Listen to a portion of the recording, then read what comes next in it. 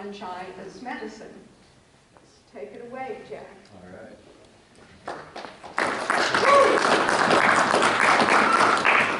If you want to, turn it over to me talking. Okay. Do whatever. Okay.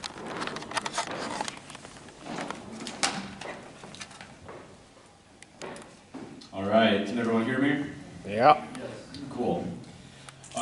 So my name is Jack Hubbard. For those of you who haven't come to a meeting before, I'm, I guess, your newly appointed vice president for the Mycological Society.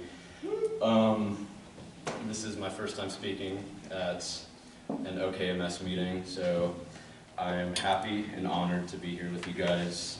And I guess let's just get into it. Today I'll be talking about fungi as medicine for the body and mind.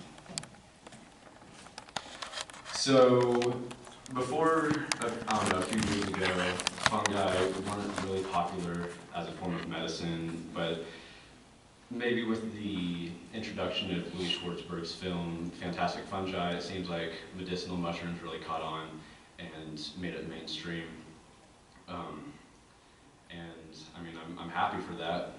Lots of people are getting some interest in that. So in this presentation, I'm just going to go over a few of my favorite medicinal species, their active compounds, and stuff of that nature. So starting out, we've got lion's mane, Hericium urinaceus. These mushrooms, they grow here in Oklahoma on a lot of hardwoods. They're saprotrophic, so they grow off rotting organic material. And contained inside of the fruiting body and the mycelium is hericinones and urinacenes. And these compounds, you can see them in the bottom picture right there, they've been found to boost the production of nerve growth factor. So what that does is repairs damaged nerves and creates new connections in the brain and the rest of the nervous system. This mushroom has been used for diseases like Alzheimer's because they can reduce inflammation in the brain and also destroy those amyloid plaques, which are just misfolded proteins between neurons. Another use of lion's mane is they can be used as a treatment for anxiety and depression. So you can see in this trial right here, there were 3 different groups. There was a control, and then there were 2 more just based off of body mass index of the participants. But they were both treated with 500 milligrams of lion's mane extract daily over the course of 8 weeks, and showed reduction in symptoms of both depression and anxiety. Hericium urinaceus, lion's mane, isn't the only hericium species with these compounds. It's the most commonly cultivated, and it contains probably the highest levels of those hericinones and urinacenes. But there are a few other species that are cultivated, those being, in this case, Hericium coralloides and Hericium americanum. In coralloides, I think they might even have higher levels of urinacine E than urinaceus. But yeah, those are both some lesser known species kind of related to lion's mane. The next mushroom on the list is going to be reishi, Ganoderma lucidum. These have been used for a long time, all the way back to like ancient China, for their sedative, anti-inflammatory, and immunomodulating effects.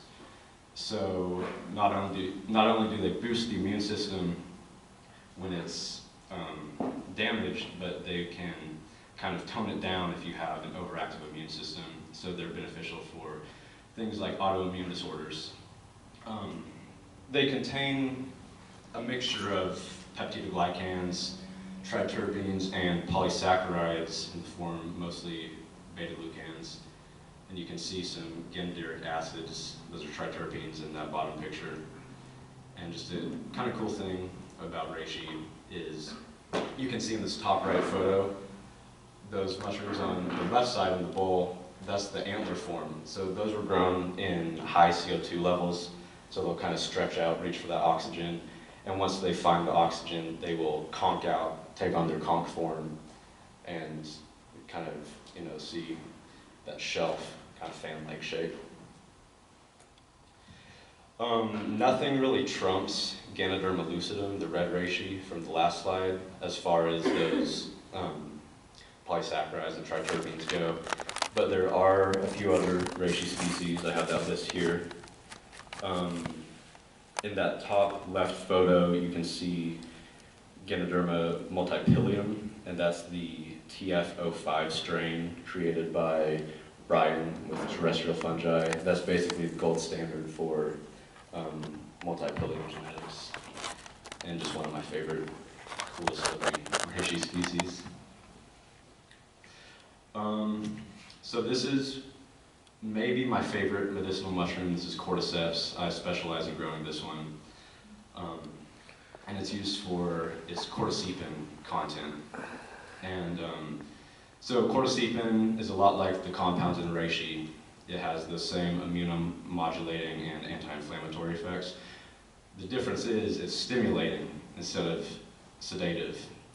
And the reason it's stimulating is kind of like a coffee alternative is because it's thought to catalyze ATP synthesis. And if any of you recognize the ATP molecule, you'll see that the cordycepin molecule is very similar to ATP, adenosine triphosphate, but it just lacks that triphosphate group on the left. It's also been shown to increase oxygen uptake and efficiency in the cells, so it can help with endurance and other physical activity. But yeah, just a really cool mushroom. And you can see it growing out of looks like a silkworm pupae in that top photo. So it's entomopathogenic, which means it grows off of bugs. Also, cordyceps, unlike coffee, it isn't really a central nervous system stimulant, so it doesn't really affect your adrenal glands. It just helps in other ways, but has a similar effect. Turkey tail, Trametes versicolor. It's a lot like reishi as far as its immune system benefits go. It has a lot of really powerful beta-glucans, like PSK, polysaccharide K, which is also known as crestin. That bottom photo, you can see the structure of crestin. And it also has PSP, which is polysaccharide peptide. And these react with the immune system. So what they do is they react with the natural killer cells, the T cells in your body, and they can kind of up those numbers, which I'll show you a graph in the next slide of how it affects that. So this is a study done on varying doses of turkey tail after chemotherapy, and I think this was for breast cancer. It seems like it's most beneficial for breast cancer, but I mean all cancers, this helps in conjunction with chemotherapy. So you can see that it was 3 grams, 6 grams, and 9 grams over the course of 9 weeks, and you can see the T cell levels were highest, of course, with the 9 grams, consistently higher than baseline. So yeah, I feel like this is a mushroom that should be more mainstream, should be used more in conjunction with modern medicine. I think it could help a lot of people out. It grows locally too. Yeah. As Ethan said, it grows locally. It's very ubiquitous. You find it all over the place. It's easier to find than it is to grow. I've had a lot of trouble growing it, but no trouble finding it at all. This one, however, this is a more northern species. This is chaga. You won't really find any of this in Oklahoma. Inonotus obliquus. It isn't technically a mushroom. It's a sclerotium. So what a sclerotium is a singular form of sclerotia. What a sclerotia is it's a really dense mass of mycelium. It contains just like carbohydrates, a lot of oils too. It's just an energy reserve for the actual mycelium, the organism. But in the case of chaga, the sclerotia contains a very high level of a lot of different compounds, beta-glucans, terpenoids, polyphenols, and sterols are a few of those. Chaga is really good for immunity because of all those beta-glucans, of course, and it's also a pretty potent anti-inflammatory because it's been shown to regulate the body's natural production of cytokines,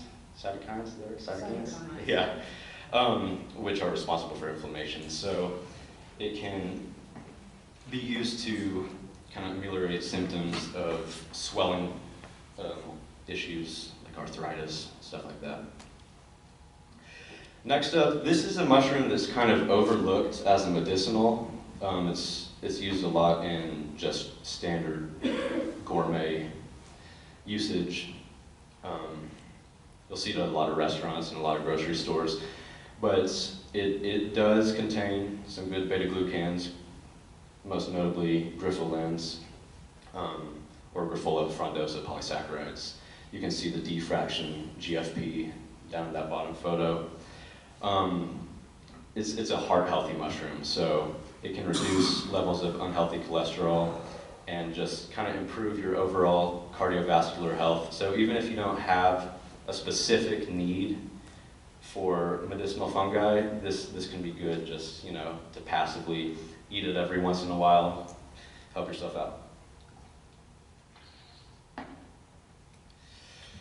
All right, Usnea. Some people say Usnea.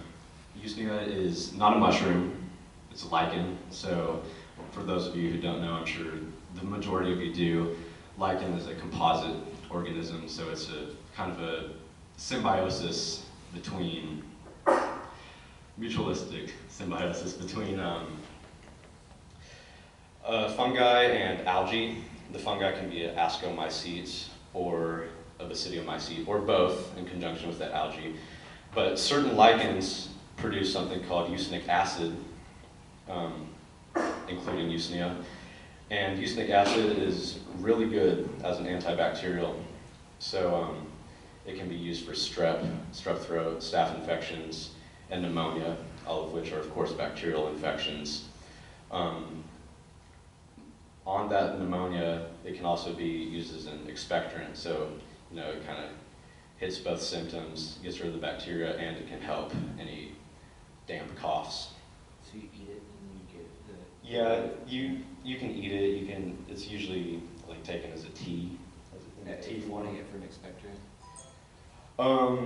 The only use I've really seen are like a hot water extraction, like tea. Yeah. It's also kind of like a pain reliever, similar to aspirin from willow bark, I believe. It's anti-inflammatory. This is one that I hadn't heard of until just a few months ago. So this is one of the more niche medicinal fungi, but a really cool one. It's also called old man's beard lichen, which is fitting. Looks like an old man's beard. Okay, I'm sure everyone in here has experience with this one, penicillin. So penicillin is a secondary metabolite produced by molds in the Penicillium genus, most notably Penicillium chrysogenum, Penicillium rubens. The high metabolite strain was from Penicillium rubens and isolated by Alexander Fleming back in 1928. And he later went on to win the Nobel Prize for isolating that strain. But it's very, very effective against bacterial infections, kind of like Usnea, just Usnea on steroids, I guess. But yeah, ear infections, throat infections, that type of thing. And since its discovery in '28, it's been used throughout world wars and other wars, other events of sickness. And so it's estimated that about 200 million lives have been saved by this mold. Okay. How big is it? How big is penicillin? Yeah. It's a mold, so it grows on like a kind of like a 2D plane, like a bread mold, you know. You just culture it in a petri dish. The metabolites are exuded on top. I'm sure a lot of you were waiting for this part because it is how mushrooms affect the body and mind. So we're going to talk about entheogenic mushrooms. So these are the mushrooms that produce psilocybin and psilocin.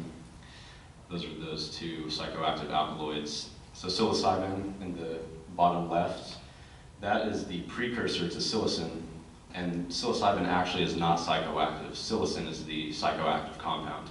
So what happens when psilocybin is consumed is it gets dephosphorylated by an enzyme in your gut called phosphatase, and that is then converted to psilocin, which enters your bloodstream and is responsible for those experiences.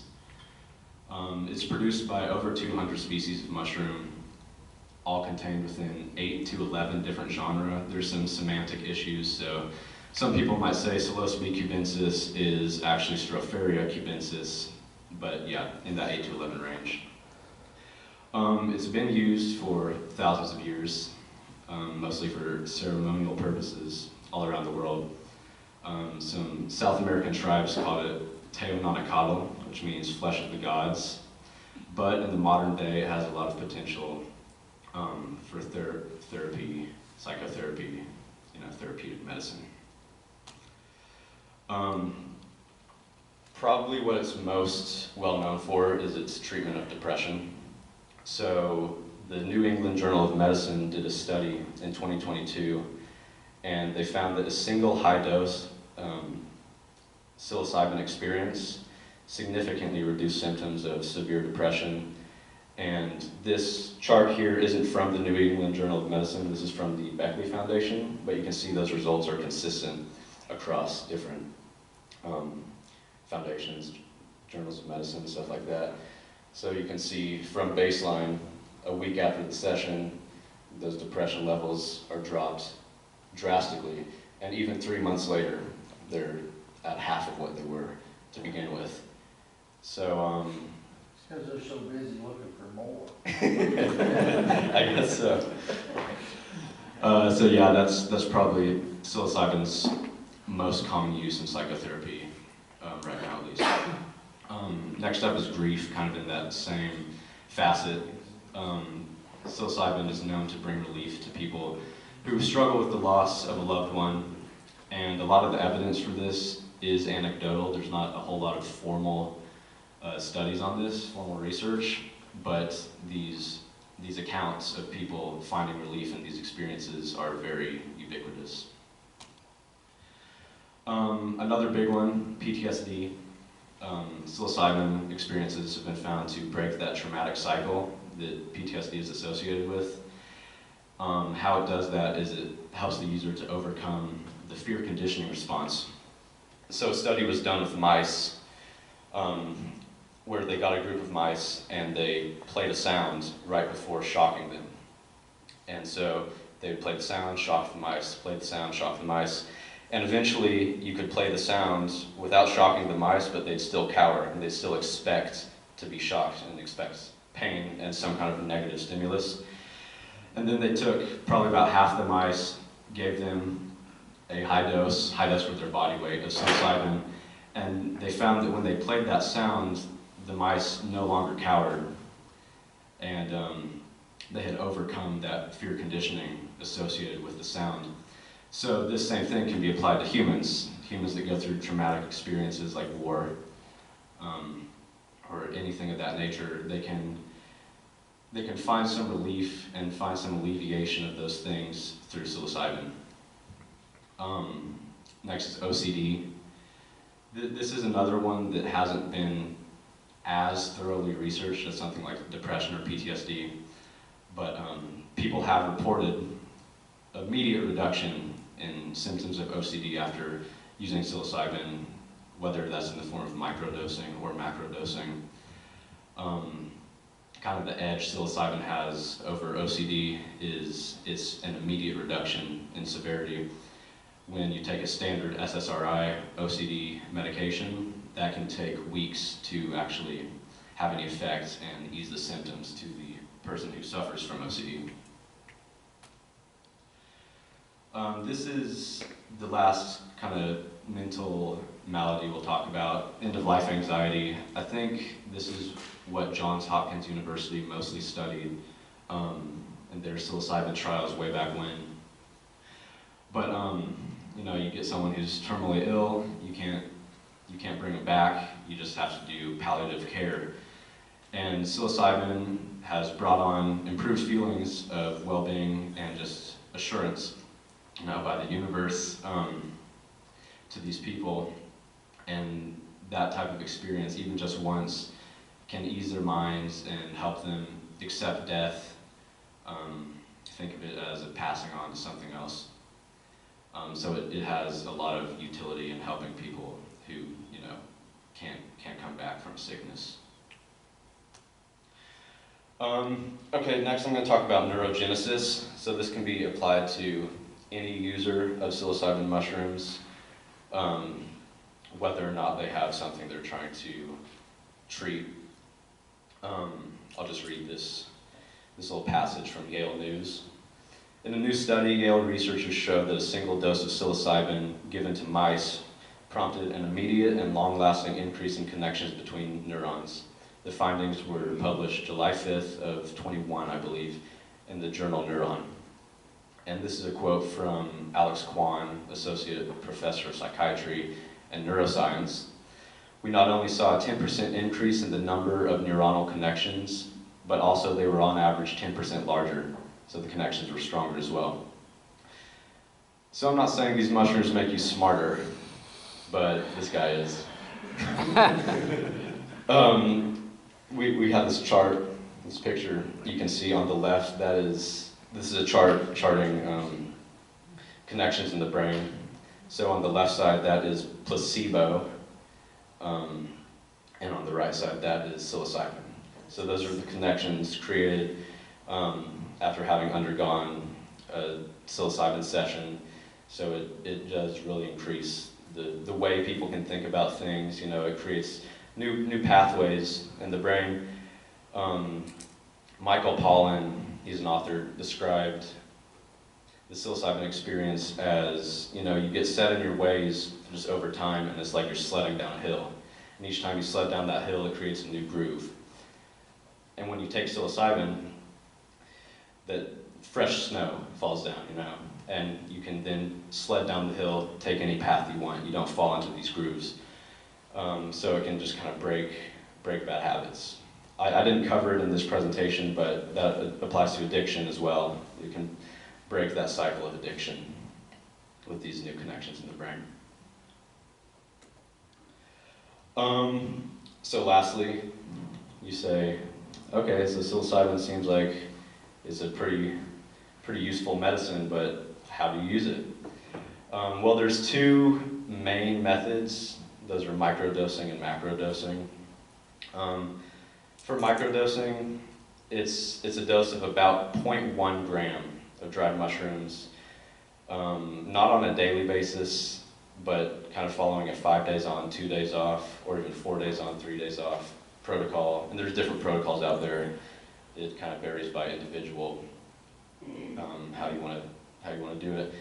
But the good part about microdosing is, you know, if somebody is hesitant to enter a different headspace, like be under the influence of something, they don't have to be, because this dose is below threshold level. So the psychoactive effects aren't felt by the user, but the benefits are still there.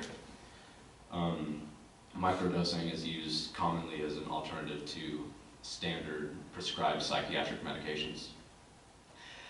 And then you have macrodosing. So this is a larger dose taken, usually within the 3 to 5 gram range. And again, this varies by individual, but a lot of people take it every 3 to 4 months just to help with usually more specific issues, like if there's a big thing they're trying to work through, instead of just kind of have the background benefits of microdosing. But both of these methods have utility, and they can be used in conjunction with each other. I don't want to make any claims that these mushrooms are like the panacea. They solve everything, they cure everything, because it isn't for everybody.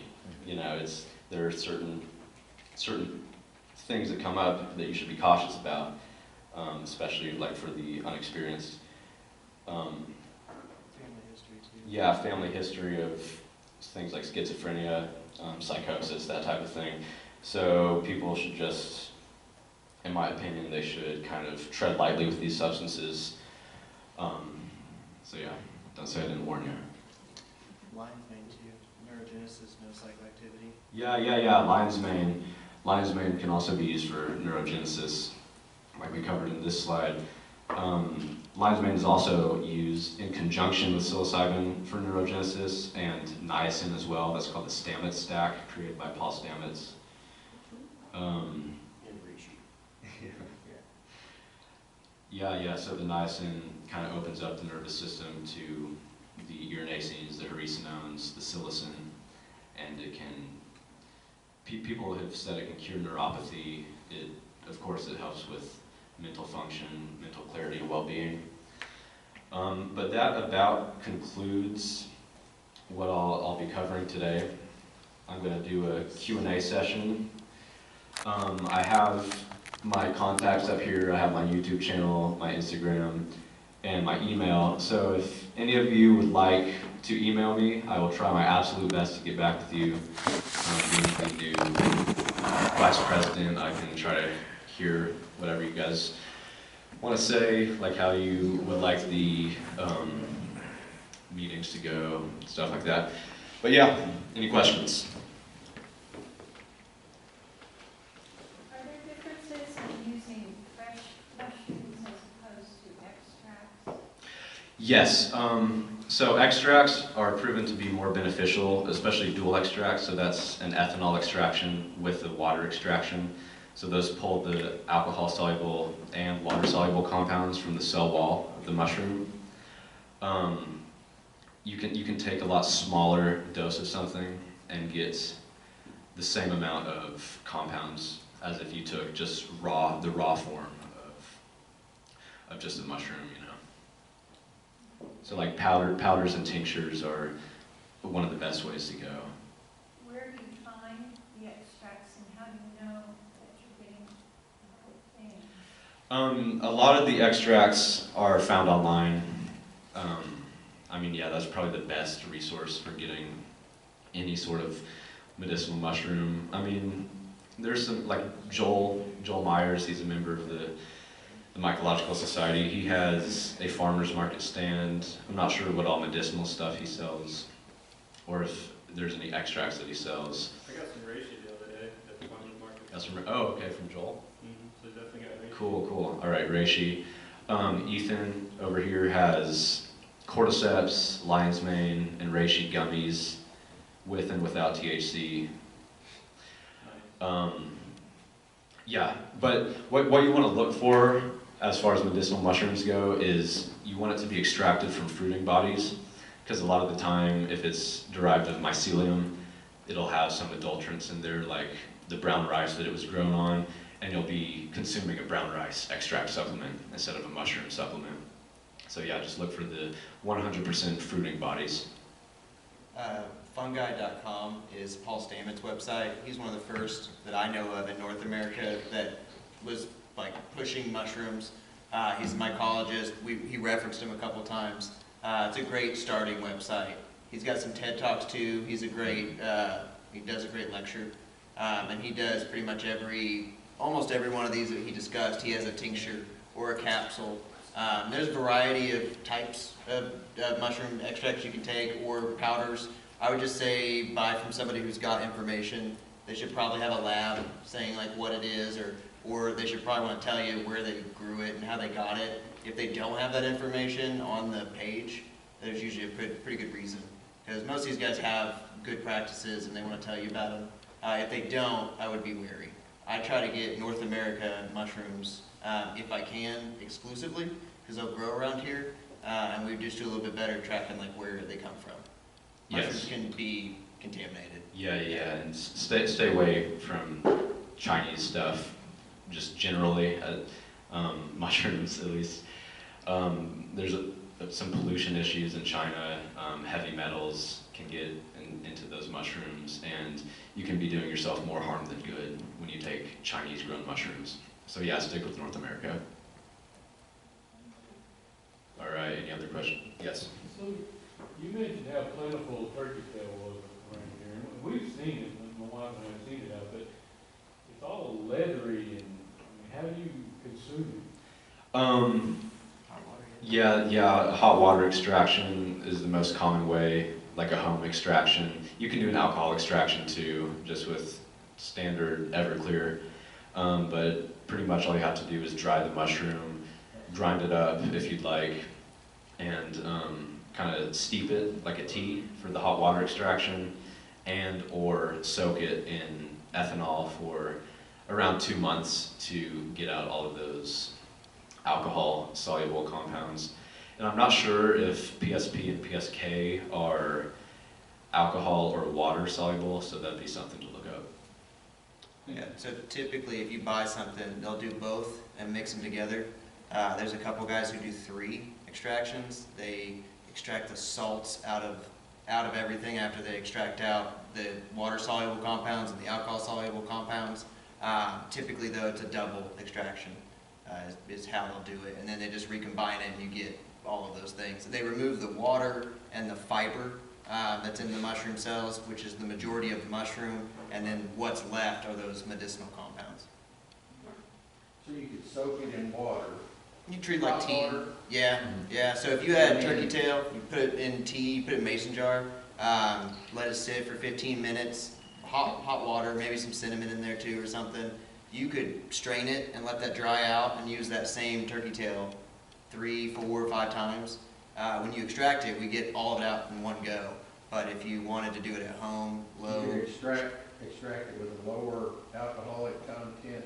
you could just go hot water and no alcohol. You could do any like whiskey, vodka, you could put it in. It'll lower the yield. Water. Yeah. Any drinkable alcohol, it's just going to be in whatever alcohol you're in is what you're going to be taking. So if you wanted to, I guess you have to like dry out the alcohol if you didn't want to drink the alcohol with it. We did brandy a couple times, and that was pretty good. Couldn't sell it because we don't have a liquor license, but it's good to make at home. It's good for the holidays too. Everybody likes mushroom brandy in the holidays. Yeah, tell them afterwards. It's fun. Yeah. Another thing to think about when you're making like an alcohol extraction mixed with the water extraction is the alcohol content, just as far as preservation goes. Since I'm not of legal age to purchase alcohol, I tried to do a glycerin extraction, so glycerol, sugar alcohol, but no drunkening effects. And my ratio is about 50% glycerin to 50% water, and it spoiled after about 2 months. So you want to keep the alcohol level pretty high. Yeah, the tinctures you find at the like supplement store or grocery store, they'll be using the alcohol content as a preservative. So you just want to make sure you're at that right ratio. And it's online, I don't remember exactly what it is, but you'll know because it'll stink if not, and discolor, it'll be gross. Do you have a good reference for the dosage of the different preparation methods? I mean, making a tea with 1 turkey tail is going to give you 5 milligrams versus eating it is 100, Yeah, I mean, so some of that will depend on the amount of like alcohol, for example, used to mushroom matter, like the different ratios. I want to say people do typically people will do 1 part mushroom to 5 to 10 parts alcohol, and that's a good method of determining your dosage per milliliter. By weight or by mass? By weight. Yeah. Same scale you were weighing out the other ones with, just weigh out your grams. Yeah. And you can always increase, with turkey tail there's so much of it, just kind of dial it in, start with a cup. I would do something like that would fit in a quart mason jar, and then just kind of add until you like the flavor. Any amount of beta-glucan seems to be helpful, and that's like what turkey tail is full of. So even if you have a mild tea or a heavy tea, I would say you're getting those compounds either way, and that's the goal, yeah. I will say we have yet to find the ceiling on some of these mushroom extracts. We don't know how much, beta-glucan is too much, because we haven't tried, but they're rapidly concentrating them and growing them more potent, I mean, obviously, if you have a fresh mushroom and dry it, it's got the same content, just minus the water. But if you do an extract, you're not getting. Yeah. When you dry it, it doesn't really lose any compounds. It just kind of removes the water from there. Yeah, makes it easier to work with. It's going to vary, I think, by mushroom too. Like a turkey tail is a hard mushroom when you find it. It won't change much shape and size when it's dry. A lot of the other fleshy ones, like a lion's mane, if you dried that one out, it would be considerably smaller. It would turn yellow, and there's a bunch of changes that it'll go. And they vary because some are hard and some are fleshy as far as their fruit bodies. Yeah. What's your preferred way to take cordyceps? The only way I've taken it, in my experience, has been a hot water extraction. I actually brewed some cordyceps tea yesterday. But if I had the means, my preferred method would be an alcohol and water extraction, just a dual extraction, in the form of a tincture. Did you bring any cordyceps? Had I known, I would have brought some cordyceps. I got a bag of yours in my office. Has anybody in here grown mushrooms in any capacity? Yeah, a couple people? Right on. Not occasionally. Me, I got plenty of those growing outside, yeah. The unintentional gardener. Practice your draw swing. Good way to spread the spores. Yeah. Yeah. Anybody else have any other questions? Yes, Laura. Related to what we were just talking about with turkey tail, because there are so many false turkey tail. Can you give us a quick overview on how to tell a turkey tail from a new? Yes. True turkey tail will have kind of a velvety top and a white porous underside, while Scarium is yeah, the false turkey. Styrium austria, I think, is the false turkey tail that has not really a velvety top, and the underside is a parchment pore surface, so it's just completely smooth. Yep. Yes. What about companies like Herb who create gummies infused with like lion's mane and some other of those mushrooms? Would you consider that company to be safe and trustworthy? Because I consider that company to be safe and trustworthy with some of their other products. Yeah, I think it all just depends on their source of mushrooms. Like this guy, Ethan, he does that. He makes the mushroom gummies, often from like fruit bodies and all that. And they probably are working with someone in North America, because you could. You could find a North American supplier. Yeah. I'm pretty sure You they just are, gotta too.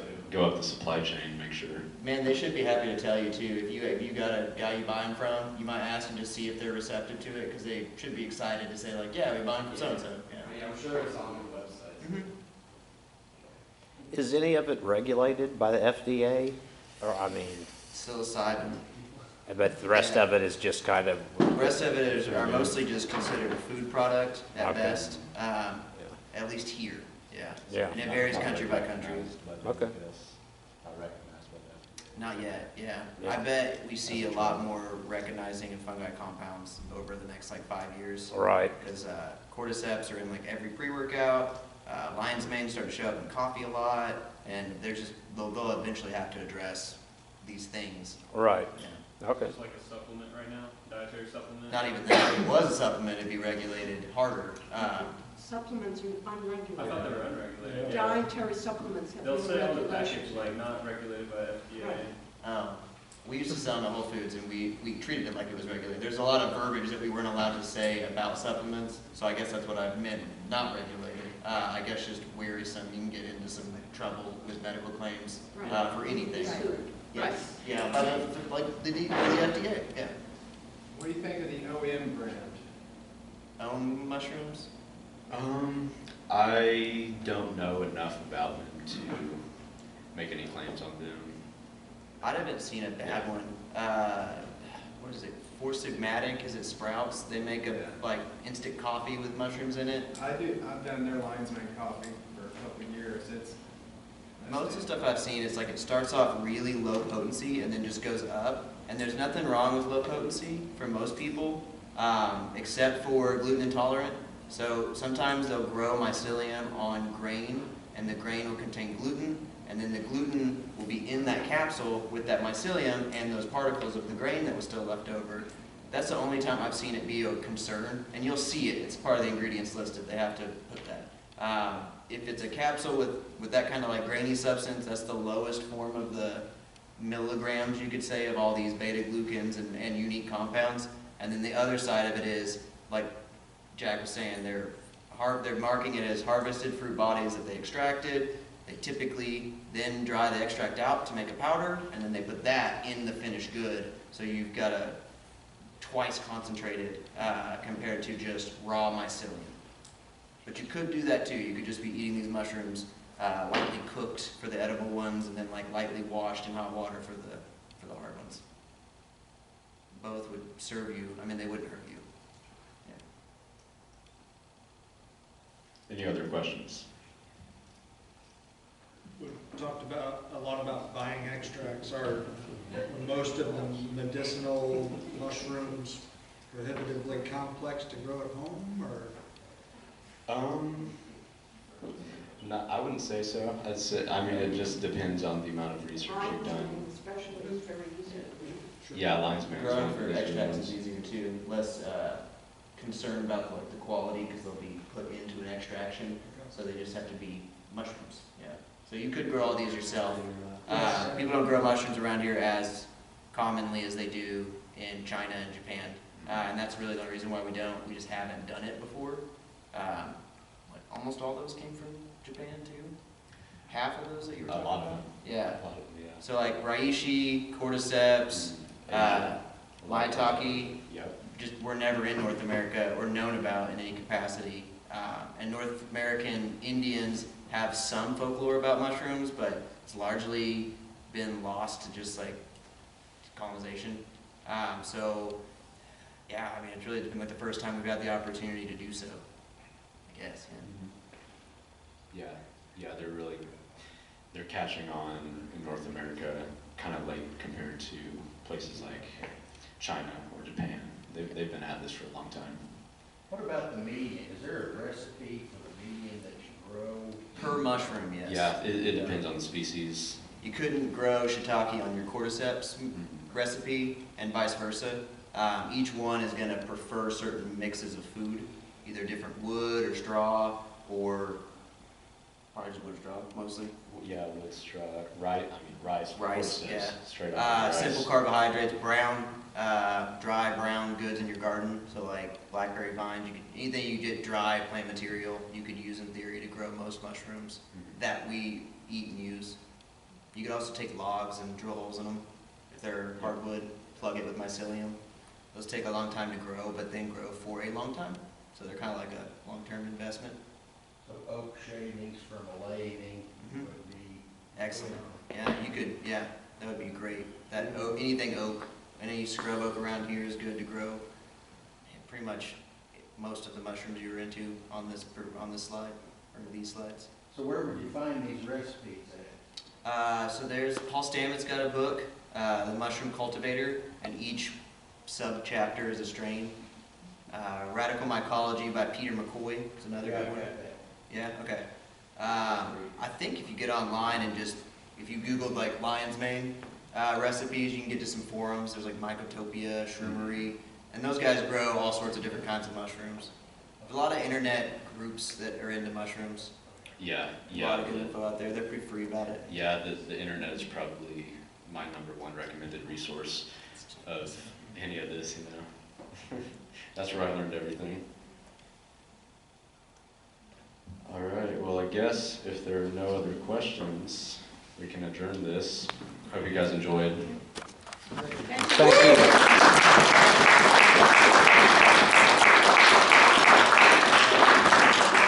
Don't forget Sharon's truffle. The truffle's over here.